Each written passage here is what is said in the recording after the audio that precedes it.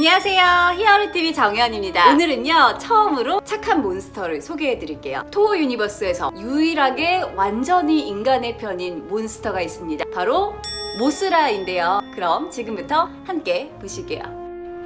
이 모스라의 가장 큰 특징은 바로 유충에서 성충으로 성장하는 몬스터라는 것인데요. 이전에도 곤충 몬스터가 없었던 것은 아니지만 유충에서 성충으로의 성장을 극적으로 연출한 작품은 이 모스라가 최초였다고 하네요. 자, 아직 다 자라지 않은 유충인 모스라의 무기는 바로 입에서 뿜어내는 실입니다.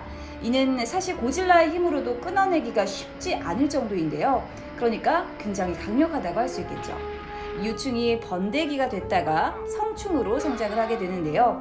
성충이 된 모스라의 가장 큰 변화는 바로 날 수 있게 된다는 것입니다.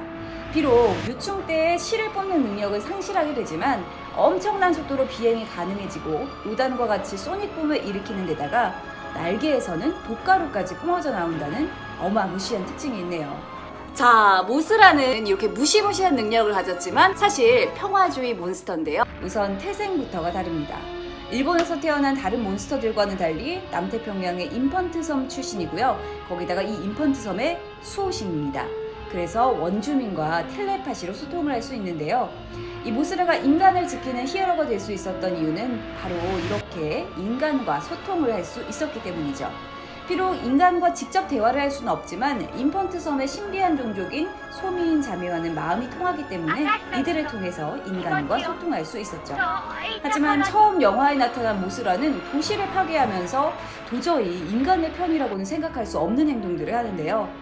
그 이유가 있습니다. 바로 자신의 가족과 같은 존재인 소미인을 되찾기 위해서였는데요. 인간들이 핵실험을 하면서 인펀트 섬의 환경은 거의 망가졌고 모스라의 힘으로 겨우 살아남은 사람들도 문명인들의 위협을 받았습니다.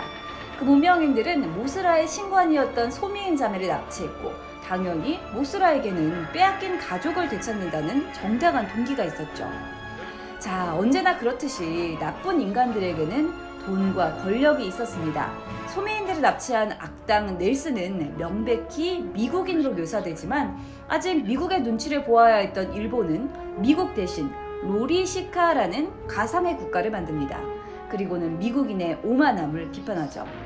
평화의 수호신인 모스라는 이 넬슨의 욕심 때문에 도쿄 전체를 쑥대밭으로 만듭니다.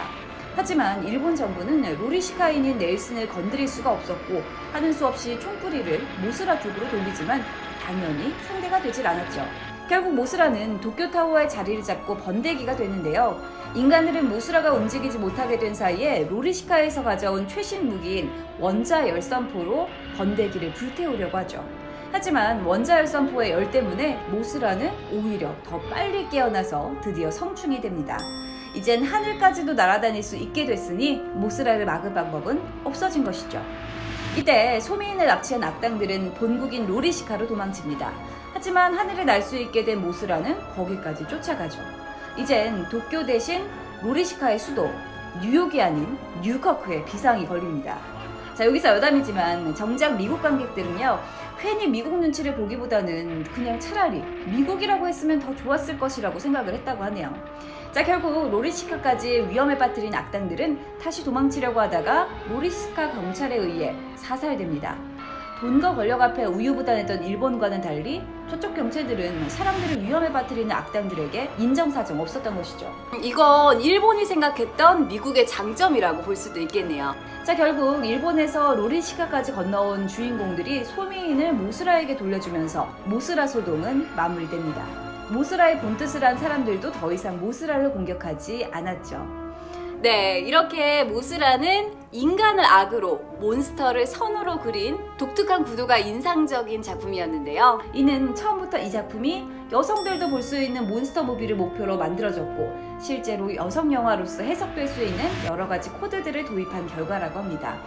사실은 우리나라에서도 여성 영화제를 통해서 이 모스라가 소개된 적이 있었는데요. 당시 주연을 맡았던 카가와 쿄코가 내한을 하기도 했었습니다. 이렇게 해서 고질라, 로단, 모스라라는 토호 유니버스를 대표하는 3대 몬스터가 모두 세상에 나오게 되었는데요. 이들은 머지않아 한자리에 모이게 됩니다. 히어로TV 다음 영상에서 또 뵐게요. 안녕!